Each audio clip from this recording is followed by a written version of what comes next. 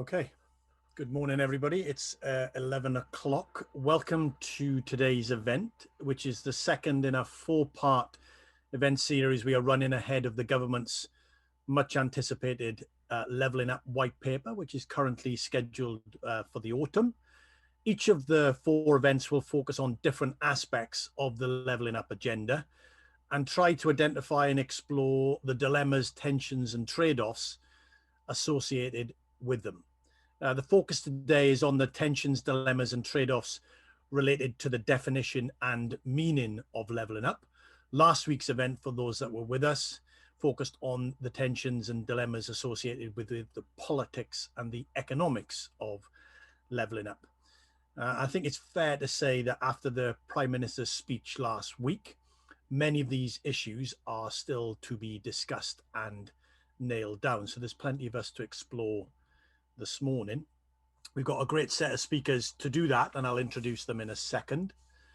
As always, the event is being recorded and will be made available on our website after the event. During the event, your microphones will be kept on mute. If you want to tweet about the event, the hashtag is Levelling Up Dilemma. There will be opportunities to put questions to our speakers. You can submit them at any time. You don't have to wait. And you do that via the chat function to ask a question.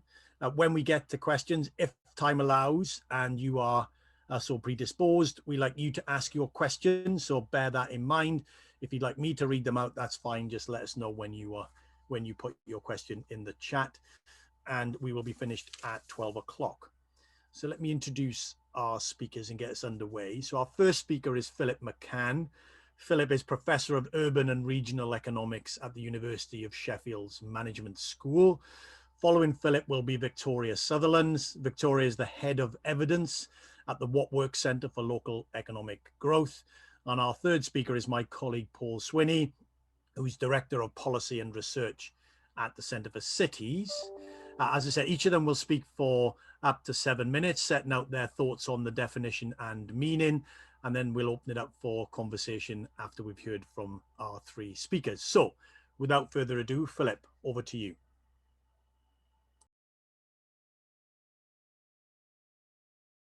You will need to unmute and then away you go. Can you do it? Just click on the unmute button. There we go.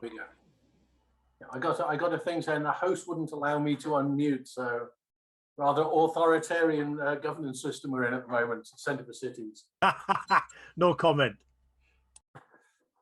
Anyway, good morning, everybody. Firstly, thank you to the team at Centre for Cities for inviting me to participate in this. Great topic, great timing as well. So it's a pleasure to be here. To start off with, I think I'd just like to give a few comments in terms of how I think about where we are. This whole issue, levelling up, whatever you want to call it, where are we at the moment and what's the kind of context in which we're in?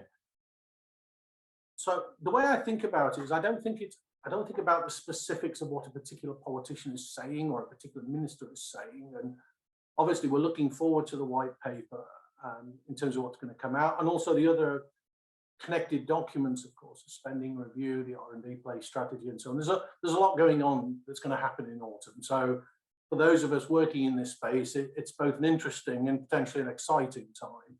So we're waiting to see. But the context that we're in, I think, is also, it's more complex and more subtle than most people think about. So the starting point is the scale of the interregional inequality problem. That's really what, from my understanding, that's what levelling up is always about, is there are people who don't have different views. That is how I look at it. What is the issue that the UK faces? These enormous interregional productivity differences, and there's lots of discussions that people have about using different measurements and so on. In the end, they're by the by, nothing really changes. And why that is important is it marks us out as being different from many other countries. Back in the 1980s, Angus Maddison, who built the first OECD cross-country comparison data sets, he said back in the 1980s, there were four kinds of countries in the world: developed countries, developing countries, Japan and Argentina.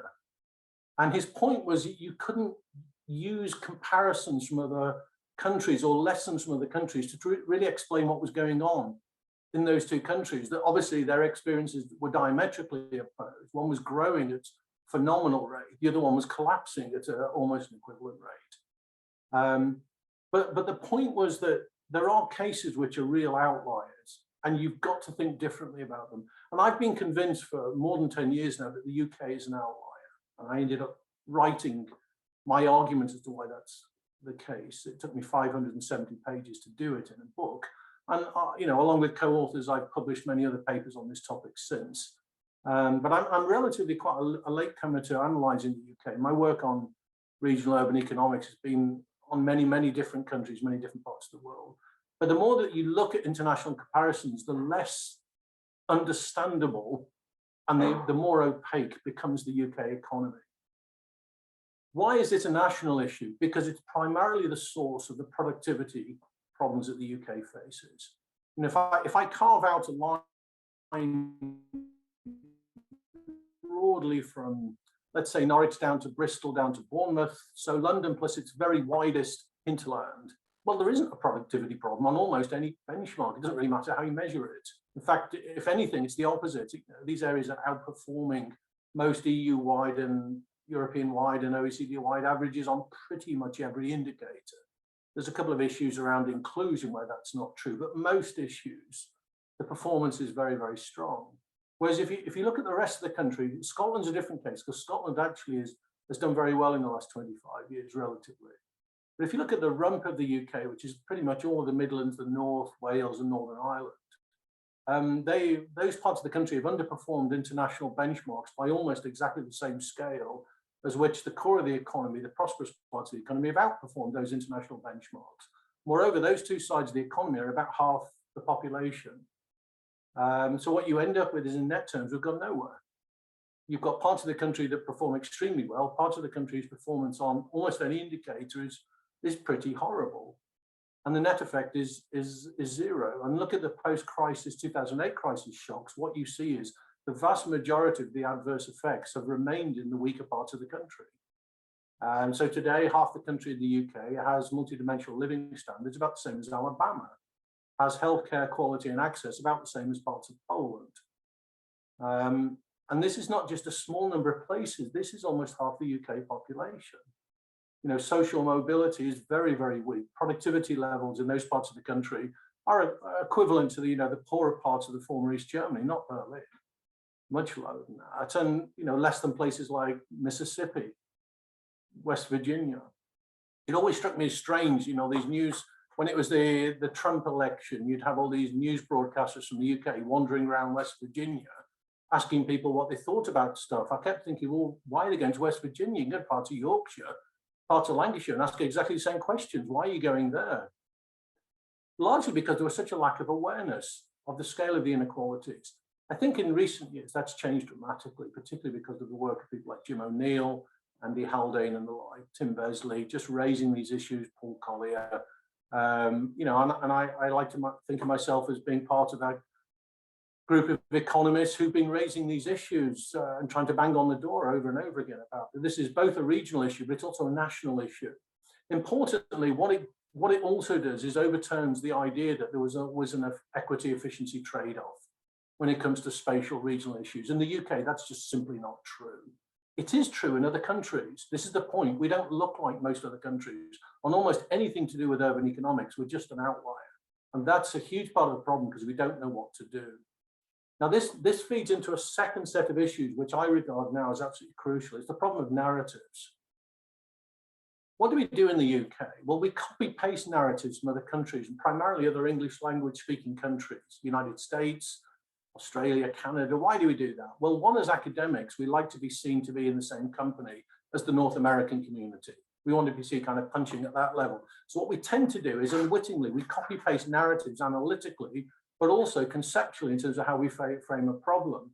The other reason we do this is because we're rubbish at languages. We can't read documents on planning law in German or Dutch infrastructure decisions that have gone through the Dutch Parliament.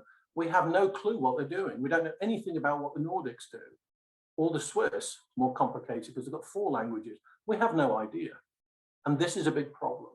We compare ourselves intrinsically, it's just an instant reaction with countries which, at least in terms of economic geography and governance, are less like us than almost any other industrialized country. Australia, Canada, United States are all bigger than Europe plus European Russia. And they are federal countries. Fundamentally, their governance system is completely different.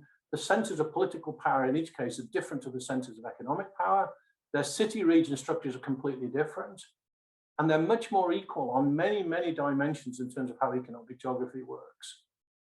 They just don't look like us. They feel like us. So we're happy to borrow lessons. 2017, 21st of October, The Economist ran a headline, places what to do about left behind places and globalization. It was a great special issue. The problem is that typified the problem. I'm not a critic of The Economist. The FT and The Economist are superb on these issues. I think they're superb in general, but certainly on these issues.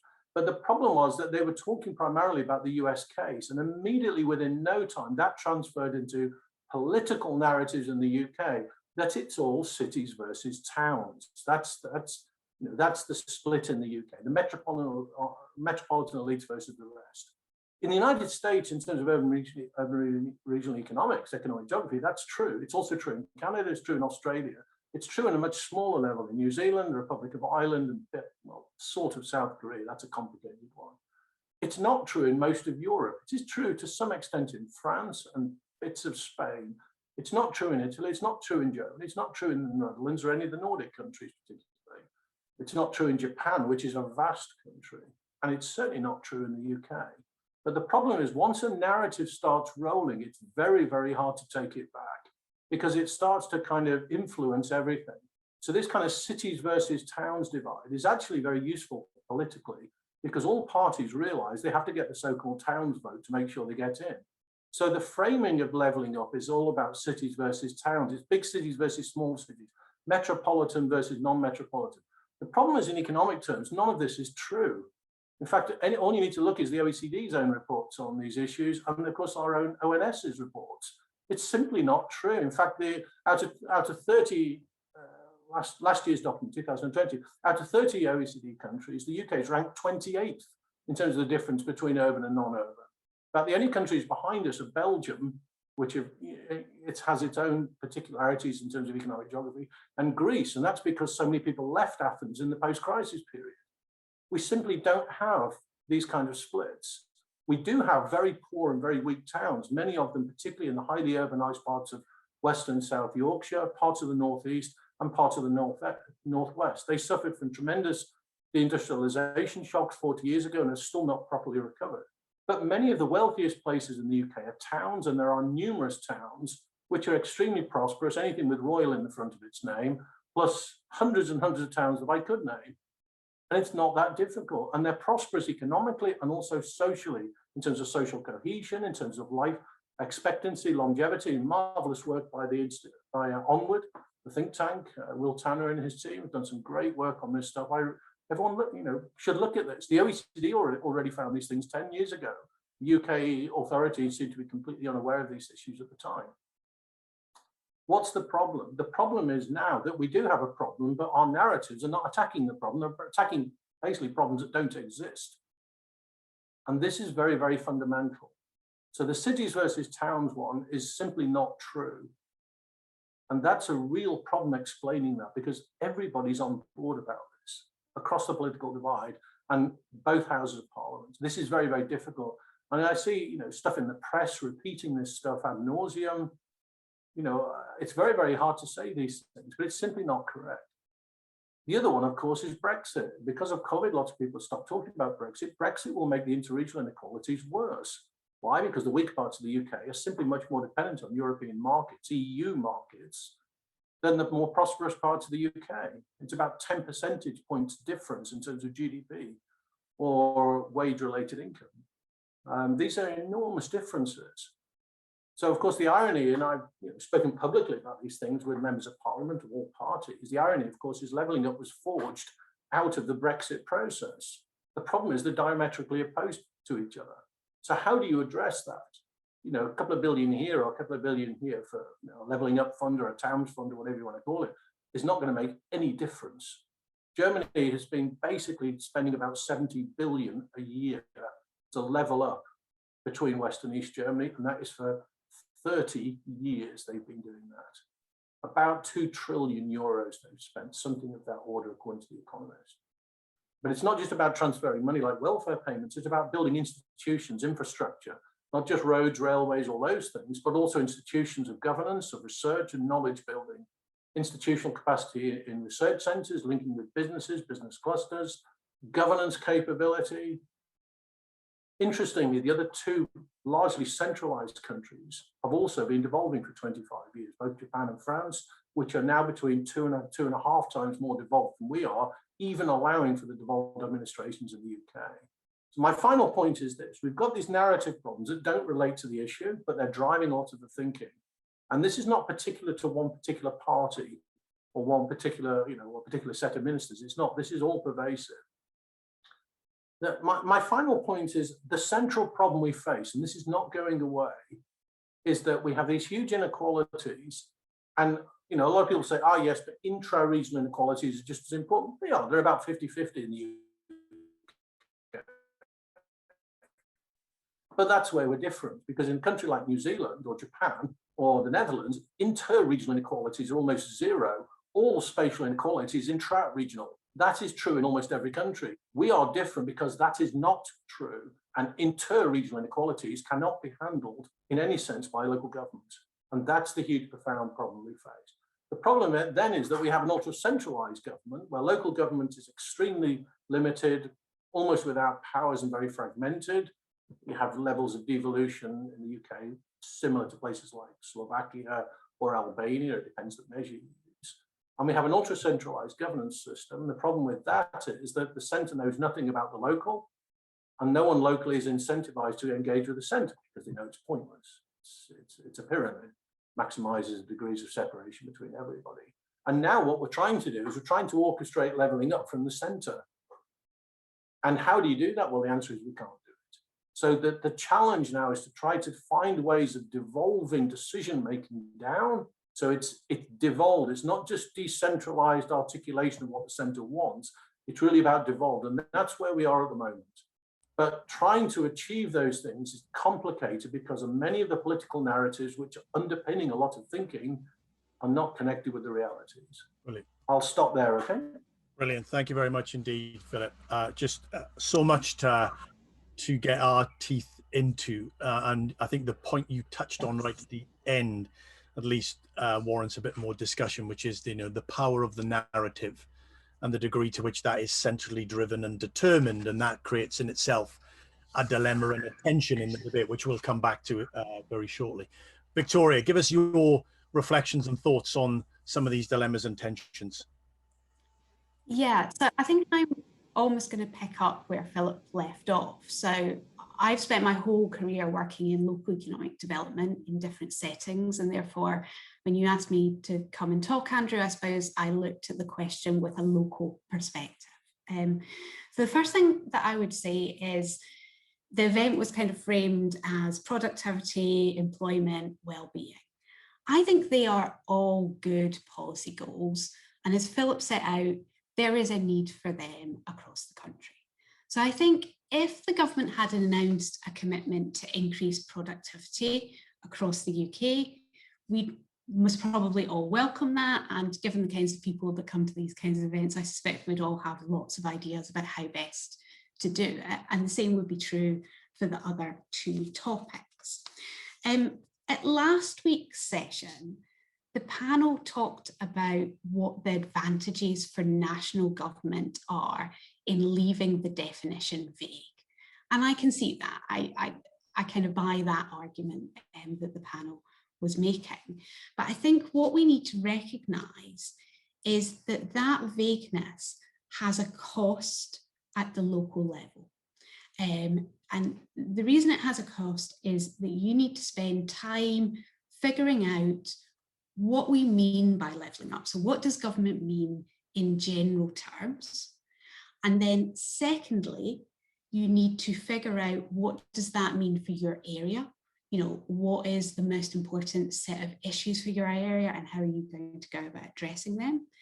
And then really critically, you need to get everyone locally to buy into that vision that you've developed about what it is for your area. So as a very simple example, if you decided locally that this was all about productivity, you would be getting a lot of pushback for those partners locally who are focused on issues of well-being and quality of life. So there is, I think we need to recognise that there is a cost in this vagueness. In terms of figuring out at the local level about what government means by levelling up, something that I think about a lot is that everything is information, including absences. So if I'd been tasked by my chief executive or by my board to kind of go away and figure out what the government meant by levelling up, the thing that I would do is I would start with the documentation, and I suppose because we live in a COVID world, videos as well of speeches and so forth. And if I went and I read the levelling up prospectus, the Community Renewal Fund prospectus, if I looked at the announcements that we'd had in terms of Towns Fund, Future High Streets Fund, the Prime Minister's speech from last week, and if I had time, I'd most probably also go and look at other policy papers. So, is levelling up mentioned in the FE and skills white paper? Is it mentioned in what we're saying about housing?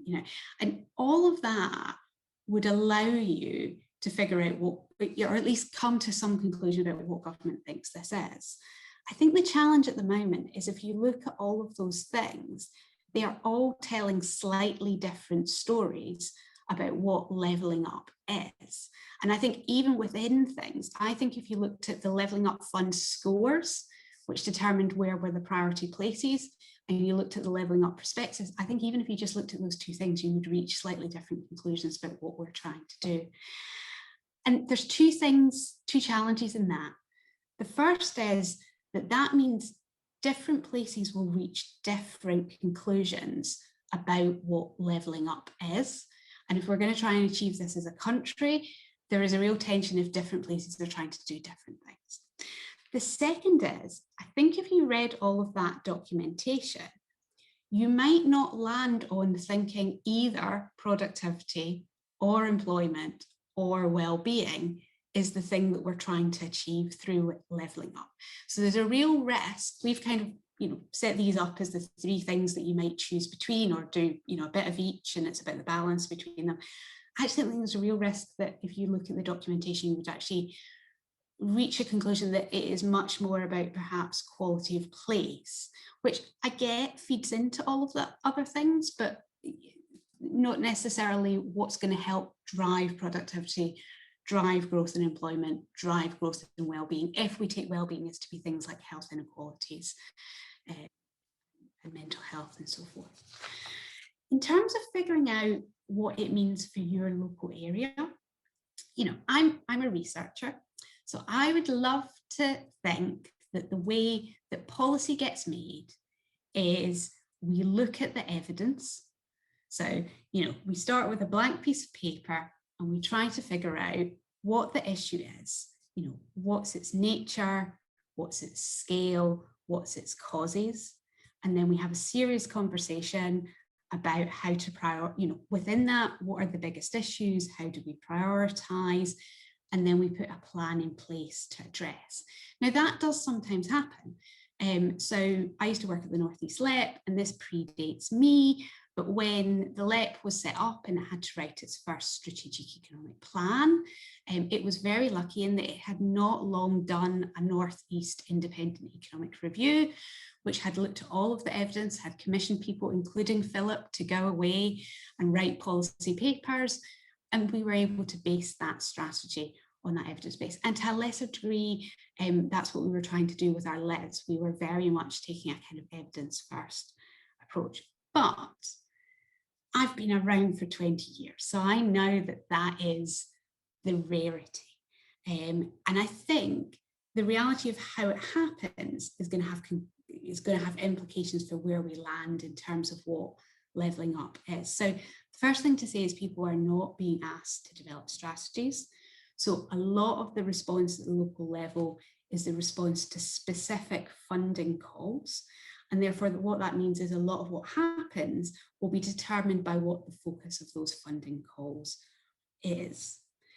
The second thing I would say here is, I think there is a real question about whether the levers to make real difference to productivity, employment rates, and well-being sit at the local level. And linked to that, there is a debate about whether or not more of those, whether it's possible for more of those levers to sit at the local level. And the final thing I would say here is, some of these policies are easier to get buy-in to than others. So I suspect I've been slightly scarred by doing the local industrial strategy policy. Productivity, we spent a lot of time getting people to understand what productivity is and why it's important. So the reality is, if you're a local politician, your constituents are unlikely to be talking to you about the need for your area to be higher productivity. They might be talking to you about wages and quality of jobs, which are clearly linked, but people are going to tend to be more worried about, is there a job for them? Is there a job for their child, for their grandchild? Than they are about productivity. And linked to this, there is a question of timescales. So if we're really talking about making differences to health inequalities and to productivity, they are things that are long, seeing real differences are long term. And sometimes it's going to be hard for people to see the impact on their individual life. So I just think all of this will frame how people at the local level are thinking about these different things. So that's Brilliant. Thank you very much indeed, Victoria. As you said, picking up on what we heard last week, talked about, kind of the vagueness, the unspecified nature of the problem creates real costs at the local level in firstly, kind of just simply trying to understand what it is that government thinks that it's trying to do. And then your final point, which is about that's potential differences between the practicalities for policymakers on the ground versus those that are either in central government or indeed are less focused on policy, but much more focused on analysis. So lots to come on to that. Paul, give us your views on this big subject, and then we'll get into a bit of a conversation. Great. Thanks very much, Andrew, and good morning, everybody. Right, I've got 2 points to make on this, overlapping with what both Philip and Victoria have said. So the first is that there isn't any definition of levelling up, which we've not only covered already today, but I think the Prime Minister was taken to task about that after his speech last Thursday. And I think what's interesting is then all of a sudden levelling up becomes all things to all people. So there's a really good book by Russell Rummelt, which hasn't got a very good title, but actually is excellent. Recommend everyone would read it, which is called Good Strategy, Bad Strategy. And in that, he goes through and says, what does a strategy look like? What are good elements of a strategy? And then here are some examples of companies that have done good strategy, and here are a much longer list of companies that have done very bad strategy. And the key thing that he says in that is that a lot of people mistake a strategy for setting just a goal. So if we were to say we want to put clear blue water between us and our competitors, for example, people say that's our strategy, we're going to do it. So what does that mean?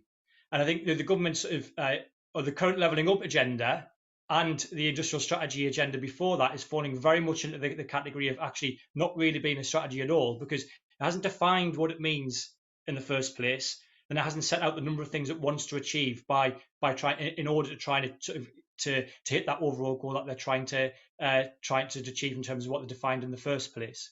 And so there's a big challenge here then. And I think without doing that definition at the start, all of a sudden you start to see that different agendas creep in, people who come at these at different angles to mean that levelling up means one thing or another thing or another thing, and all of a sudden it means all things to all people.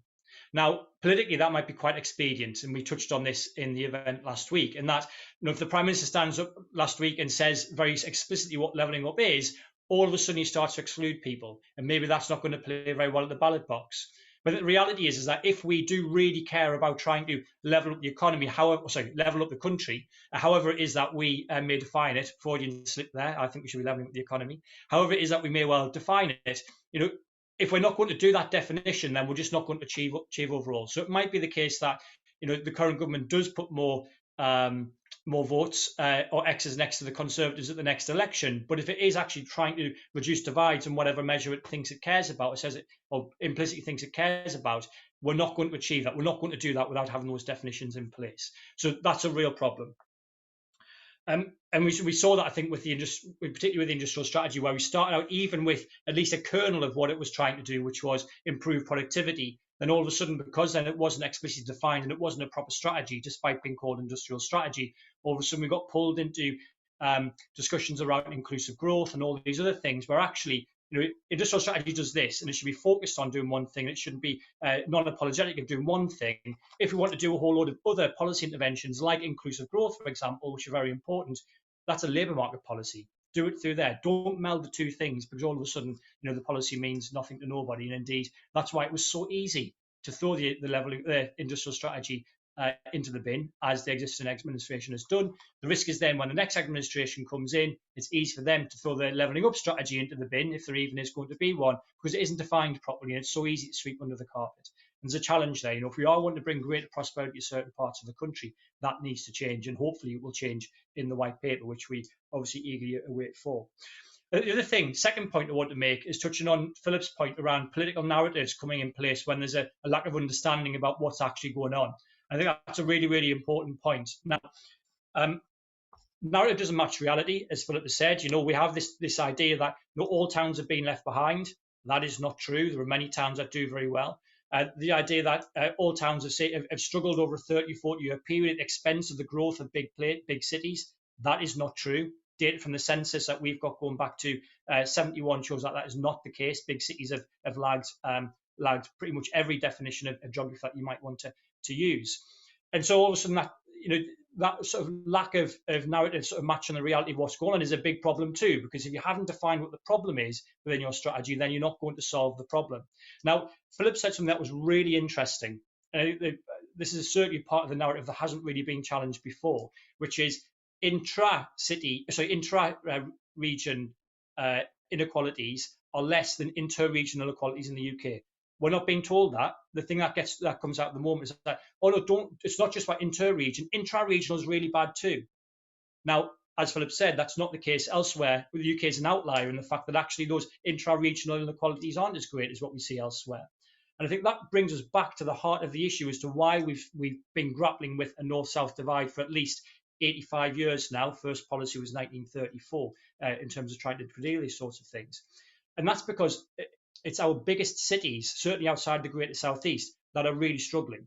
Now, having not studied the data in terms of the other countries, we've done some of it in terms of Europe, but not certainly in terms of New Zealand or South Korea, my suggestion would be that the reason why those intra-regional inequalities are much larger in those places is because their big cities play the role they're meant to be playing, and that they're big agglomerations of lots of high-skilled jobs, which brings prosperity not only to that city itself, but actually its wider region too.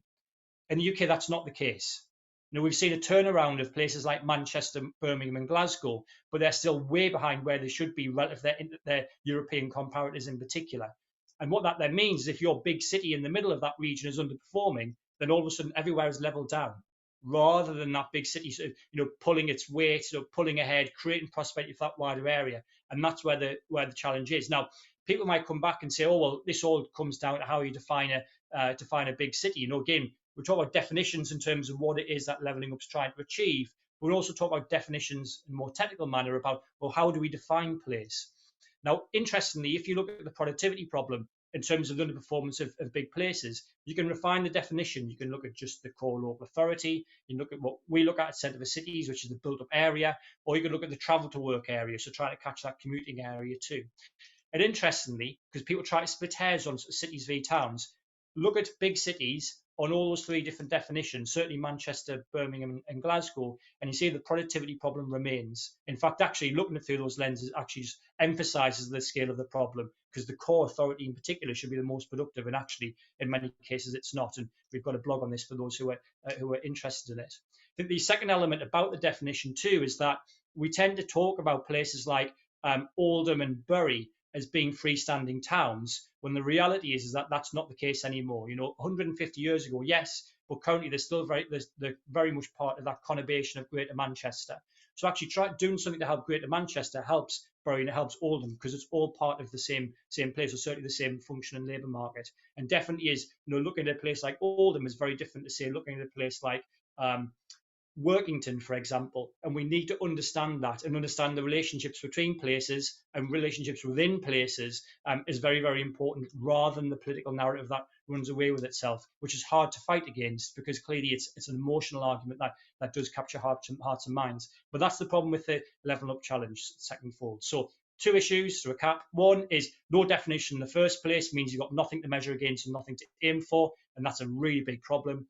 Secondly, is that we have this political narrative which is driving policy, which is not reflective of actually what's going on the ground.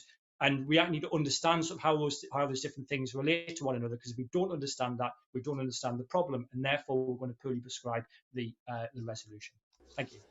Oh, thank you very much indeed, and indeed to Victoria and Phil. So, I mean, so much to explore. We've had some questions in. Encourage you to submit a few more. Otherwise, you just get the questions that I'm interested in, which may be relevant to you, but maybe not. But I want to start, Phil, maybe come back to you. I mean, there's different things I want to explore with you, but I do want to pick up on this, the tensions and the dilemmas associated with the national problem, you would talk about, which is kind of productivity and regional inequality, and then how we kind of think about that in a relative sense or in an absolute sense. And you saw this last week, right, from the Prime Minister having to say, don't worry, levelling up is not going to decapitate our tall poppies, etc., etc. So, in a sense, where are the dilemmas around, let's say, allowing and encouraging London to do better than it currently is doing or has historically doing, whilst also then thinking about other places? Do we get caught in this trap about thinking about how we reduce gaps? Is that the wrong way to think about it? Just give us your thoughts on that, Philip. And as always, draw on lots of other places that maybe think about this differently. Philip. I think a difficulty whenever you're talking about these things is that people start off with a zero-sum game in their head. It's a piece of cake. Why?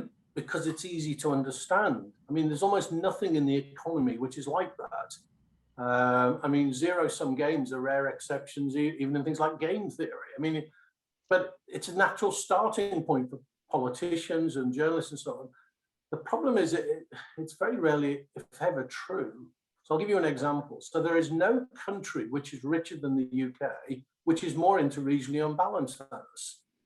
Countries which are more regionally balanced are also much more productive across the board. So, I mean, Germany, again, I use this as a case, but I've published enough papers on these things. You see the same things across all of the OECD countries. But if I take the case of Germany, it's a bit bigger than us, but similar population densities, similar city sizes, city region size, and so on. What do you see? Well, exactly what Paul's just described. Their cities are way more productive than ours, but it's not just 1 or 2 cities, it's all cities in all regions. And those cities pull the regions along. So the smaller towns are also very prosperous. They are not as prosperous as the core cities because the cities do their jobs. The problem in the UK is that's not the case. And, you've got to think about this in terms of, it seems to be, these are things that operate fairly routinely in other countries. It's the UK, which is the outlier. Yeah. The basic problem goes back to the 1980s. If you go back to the 1980s, you think about the City of London. I don't mean the financial market, I mean just London as a whole, Greater London. In the late 70s, early 80s, a lot of London was a pretty grim place. I mean, particularly the eastern side of London and southeast London were pretty awful. I remember, driving through there as a student. The problem was many cities were, Liverpool, Manchester, I mean, we had all the riots in 81. But London was not a success story, and London had been losing population already for nearly 30 years by that time. And so what emerged was a widespread, I'm going to say belief, but again, it goes back to this point about narratives. That basically emerged a widespread narrative that was held across all arenas, pretty much all economics, all institutes, all political views, that basically we had to turn London around. London's got to be a success story because it's the motor of the economy. And if London's not punching at its weight or above its rate, then the whole UK is going to suffer.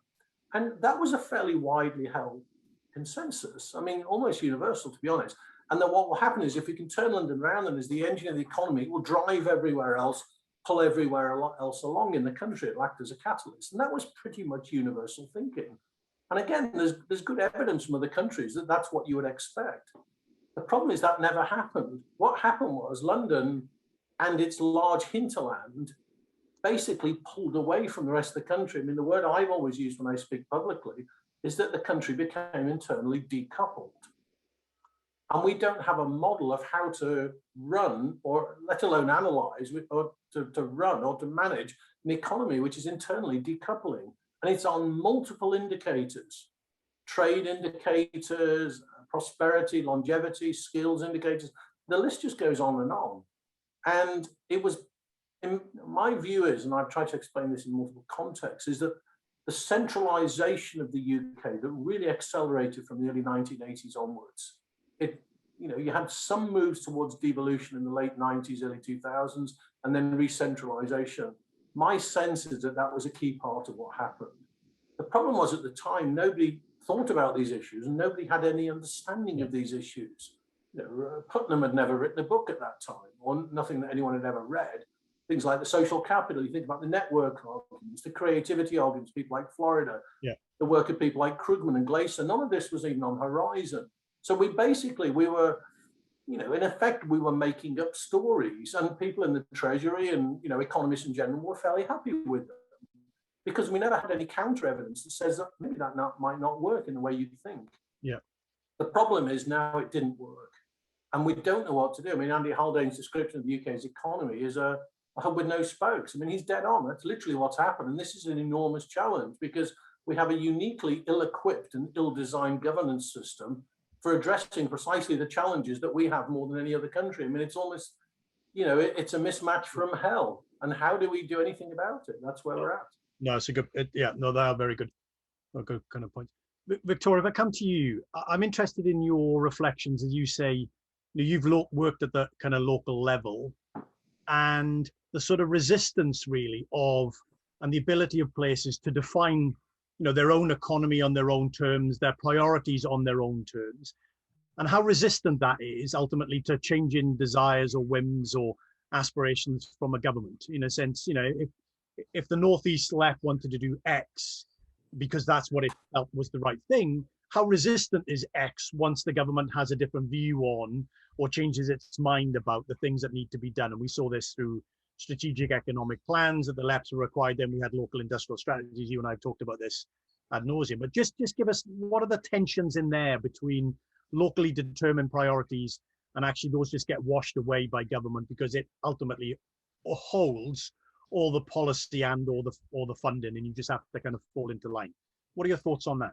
Yeah, see, I think that's the kernel of it. So I feel like in the Northeast, we had a good sense of what we thought needed to happen in the Northeast economy.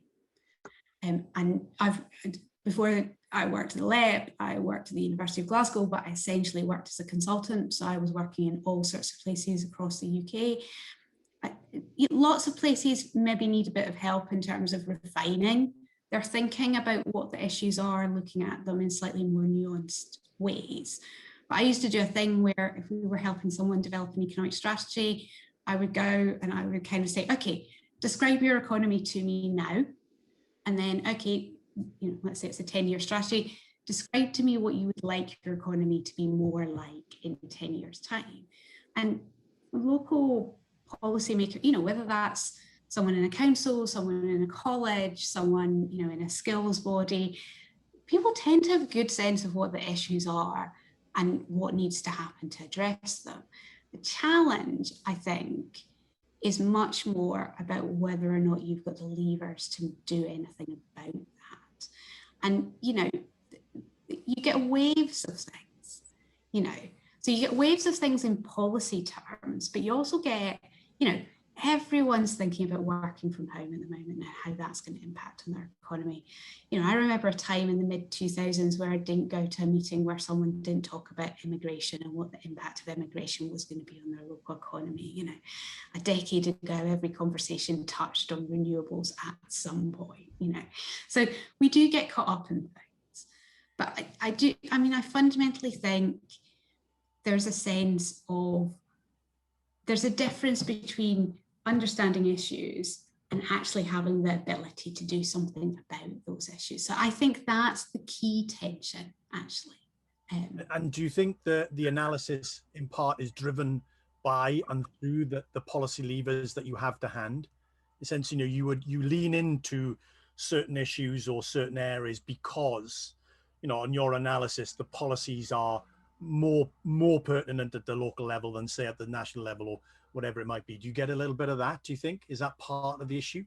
Yeah, so I think, I think we were lucky in that there were a few individuals within the LEP and our partner agencies who bought into the idea of us investing some time in evidence, development. And evidence development, so we did an annual report looking at the region across a whole range of different indicators. We built a site that's called the Northeast Data Hub, where you can go at any time and see the most recent data, so, and we were doing lots of other things too. So we were quite lucky in that actually there was quite a kind of focus on evidence. But I'm really conscious that that is partly about individuals and, them seeing that, and about what resources we had to deploy. Not everywhere has that. And I think there's a fundamental difference from stuff where you look at the evidence, you're never starting from a blank piece of paper. You're kind of looking at it in a systematic way, versus what often happens when a funding call comes out is you're case making. So when you're case making, you're never going to look at the evidence in the same way as if you're doing it in a systematic way. So I think there's a whole thing about capacity, and we know that public sector funding has got tighter and tighter and tighter at the local level over the last kind of 10 years. So your ability to do that is reduced. But also, I think there's almost like a different mindset that you come if it's responding to a call versus doing the systematic. Now the thing is, if you do the systematic stuff, when the call comes out, you're in a really good position because you know exactly what it is that you need to do and you're able to go in. Yeah. But if you're just doing the responding to the calls, that's a different. No, that's a good. Does that make sense? Yeah, no, it does, absolutely. So I try and push on. So Philip, both you said this and you've done the analysis that kind of shows it. Paul was alluding to this. That whatever indicator you look at, and you looked at 28 indicators across 30 OECD countries, the patterns are roughly the same spatially. At least they play out, in a very similar way. But nevertheless, when you if you do think about those sorts of indicators, do you see some tension? I'll give you an example, and you can tell me I am wrong. I usually am. If you had a national strategy around manufacturing, you shouldn't expect that to be meeting your employment objectives, right? I mean, that's not the story of manufacturing development, let's say in Germany. That's productivity growth with some maintenance of manufacturing, but not an expansion of employment in that industry. So how do we kind of deal with those sorts of issues? Paul, your kind of reflections on that, because does it really matter whether we want leveling up to be more jobs in certain places, particularly in certain industries, or productivity, or leveling life expectancy? Just unpack a little bit of that, and I get Philip to come in on that issue as well. Yeah, great question. It comes back to understandings of how different things connect together and what is that we should be expecting to see. So particularly with manufacturing, for example, if we're trying to improve productivity, and manufacturing is going to be a key part of that, but also high value services is going to be a key part of that as well. Those improvements in productivity, particularly in manufacturing, as we've seen in the UK and in Germany, as you say, Andrew, have been achieved while the number and share of people employed in the manufacturing sector has shrunk, both in the UK and Germany. And people seem to forget that when they talk about German manufacturing, is that German manufacturing halved between sort of the late 70s and sort of the mid 2010s, 2015s. They went from something like 40% down to 20%. And that trend was exactly the same as what we saw in the UK. Now, at the end of that period, the number of people employed in manufacturing in Germany was higher than in the UK. But the German manufacturing is exposed to exactly the same competitive pressures, and so has responded in the same way. It's probably responded better in terms of improvements in productivity, probably being greater than in the UK. But clearly then it looks like there's a tension that's going on, which is, oh, well, if you just focus on productivity, then you're going to see a reduction in jobs. And how does all that play out? And does that mean it's just the lucky few that win?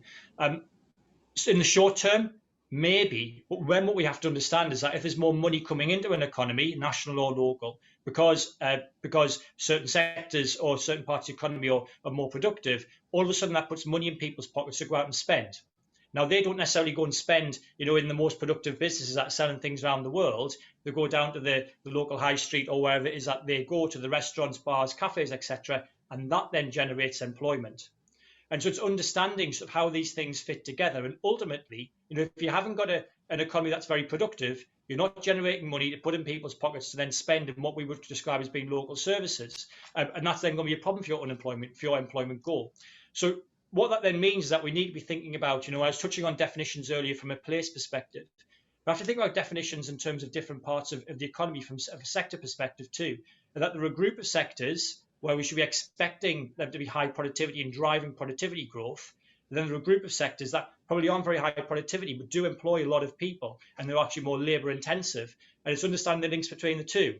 And if you start trying to just focus on the local services element, that requires that strong productive base in the first place, you're probably going to fail, because you have to get that bit right first. And that's why that focus there is important, and actually unapologetic focus on that is important, particularly over the longer term. Because if you get pulled in the political element and start thinking about this thing over here, you're not dealing with the problem, and you're not actually trying to address the thing that you're concerned about in the first place. So in the UK example, that would be high streets. You have successful high streets in parts of the UK where actually you've got a strong productive economy in place. Those productive sectors are doing their job. In the places where the economy is struggling, it's because, high street struggling is because actually their productivity is low in those exporting sectors. Yeah. And so it's important to split those things out and then target policy, understanding that some parts of policy are going to focus on one thing, other bits of policy are going to focus on something else, rather than trying to lump all policy into one thing, be that industrial strategy or levelling up. Because as I was saying earlier, if you do that, the history suggests that it's just going to fail, because it's trying to do too many things. Great, thank you very much, Paul. So Philip, your views on this? Are there tensions between a sort of jobs approach versus a productivity approach? You were suggesting maybe not, but just unpack that for us a little bit. Well, I mean, my view is very much aligned with what Paul was just saying. In the way we think politically, again, journalists, politicians, it's easy to understand we've created 100 new jobs or 1,000 new jobs. That's easy to understand. The difficulty in the UK is that we don't have an unemployment problem. Our unemployment levels are very, very low by international levels. So if we do create 1,000 jobs here or 100 jobs here, it's not going to make any difference in terms of the overall employment figures, because employment's very high in the UK. The crucial thing is the quality of employment.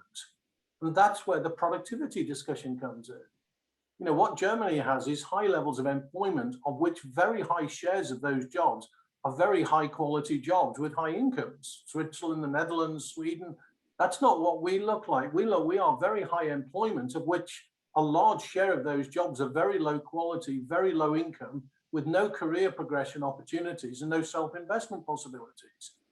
So, politicians and journalists will tend to look at employment numbers. They're probably the last thing I look at, because, if it was the early 1980s, you have these enormous Keynesian type shocks, then employment is critical. I think today employment is very important again because of the COVID related shocks. It could be that we're going to see a lot of insolvencies, businesses going to the wall. Yes. We hope not, but if that's the case, then getting employment back on the agenda is going to be critical, because people's livelihoods, they've got to get their businesses going again and so on.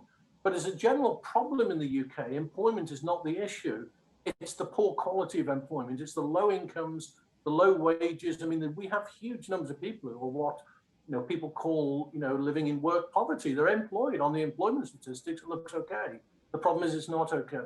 So yes. I don't see there's a trade-off here. People tend to think of productivity as cutting back workers, therefore you squeeze more blood out of the stone, you get higher productivity. That's not what really the productivity discussions are about. The productivity discussions are building advanced clusters of industries with lots of businesses network where people have got opportunities to develop good careers, to move between companies.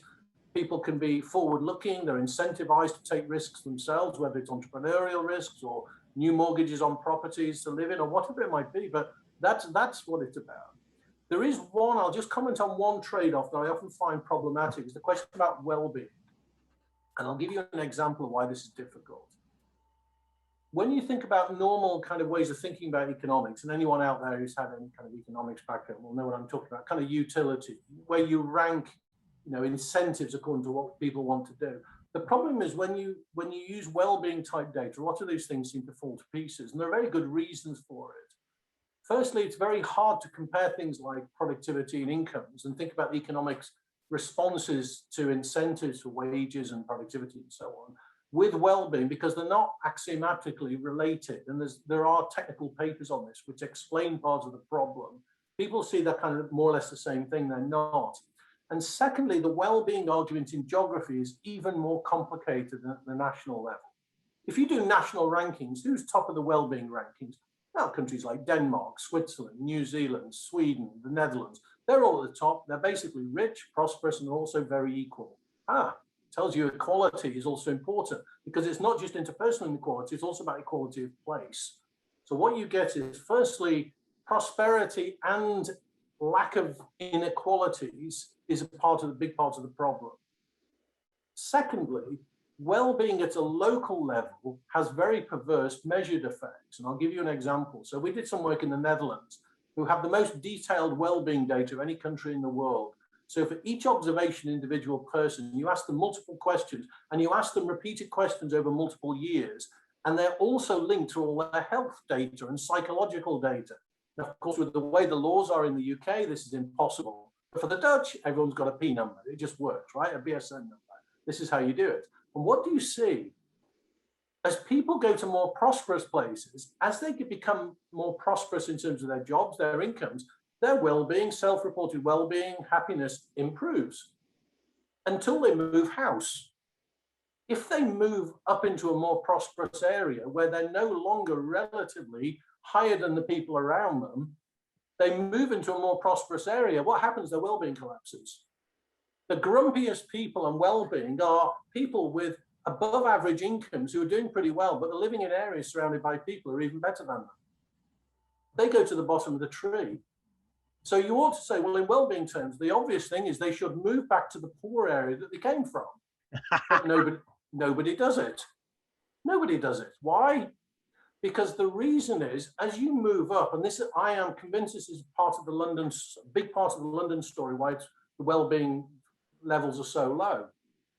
Because you can be a relatively prosperous person living in South Yorkshire, but if you move to Enfield in London, you're just basically relatively down the tree, even if your absolute incomes are higher. Yes. So you have higher mortgage assets, higher equity, higher employment, employee career progression, and so on. But your self-reported well-being falls. The reason is you move into a higher wealth zone, the comparative effect, the peer group effect dominates the absolute effect. Okay. Whereas in inter-country comparisons, Denmark versus Namibia, there's no peer group effect. That's the problem. And so the trade-offs here are really difficult when you start talking about well-being. Very good. Very good. Thank you very much. So we've got a couple of minutes left, and we get Victoria and Paul just to give their final reflections or thoughts on. Clearly, the government, as of yet, has not defined or given any kind of meaningful sense of what leveling up is. Confident that they will, or will they need to in order to make the white paper a success? Victoria, your kind of thoughts on that question or that issue? Or will they get away with it? I think that's a question of politics. And I'm not a politician or a political scientist, so I'm not sure I'm well placed to answer it. What I would say is, I think we are more likely to be successful in achieving a goal if we clearly state what that goal is. I think there's to be debates to be had about what the goal of levelling up should be. Yes. But I think I think a definition would be good. Whether it's likely or not, I'm not sure I'm well placed to ask. That's a very good point. So the enormous merit in picking a definition, almost irrespective, not quite, of what that definition is. So there's a first order problem, which is have some definition, even if we don't, we may, us on the call, for example, may not agree with that definition. Paul, your kind of final reflections on that, and I'll give Philip the last 30 seconds. So it depends on what success is. If, and I made this point at the event last week as well, so apologies if people heard it before. I think it's important to repeat it. If the definition of success is about getting re-elected at the next election, then some of the by-election results suggest that not defining what levelling up is a successful political strategy in the short term. The issue is that if we do want to actually do something about, you know, the North-South divide, or rebalancing the economy, or whatever it is that we've called it over the last 85 to 90 years, we're going to have to put a definition in place. Otherwise, we're just going to find ourselves in the same place, having a similar sort of discussion in 30 or 40 years' time as we are today. No doubt we were having, you know, 30 or 40 years ago as well. So that's why getting that definition is very, very important. Very good. Thank you very much.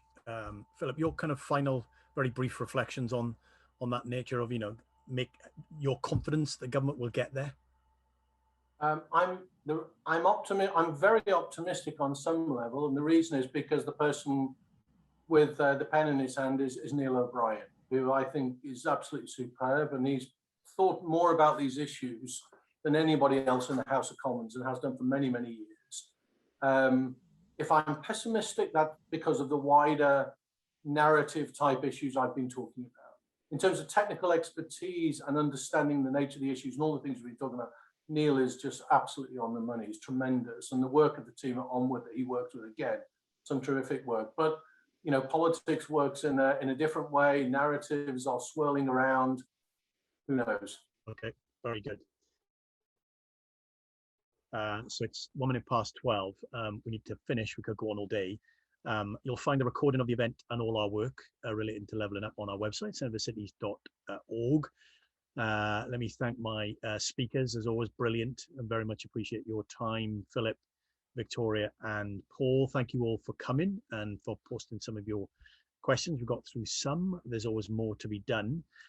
This is our last event for a while. We're going to have a summer break, but we will be back in September, and actually on the 7th, our next event will be the third in this series of events, and that one will be focused on some of the dilemmas and tensions associated with the role of innovation in levelling up, which again has, you know, plenty of dilemmas, tensions, and trade-offs to explore in that kind of space. So you can get all the details on our website as always. Hope to see some of you then. But until September, have a lovely and a safe summer. Thanks very much for being here today. Take care. Bye-bye.